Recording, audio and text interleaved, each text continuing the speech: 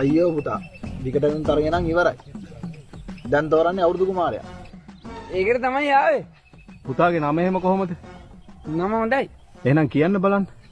චනුක. එතකොට පුතාගේ වයස කීයද? වයසයි පේනට වැඩි. එතකොට පුතා අද මොනවද ඉදිරිපත් කරන්නේ අපිට? මොනවද තියෙන දක්ෂතා? දස්සතා තියෙනවා. හරි එහෙනම් කරලා පෙන්නන්න බෑ. එකයි.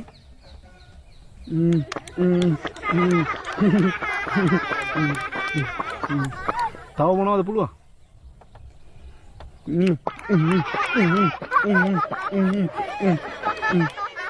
තවත් මොනවද බලන්න පුතාට? සර් එන්න කුඩට. තව එකක් තියෙන එන්නකො. එන්නකෝ බලන්න.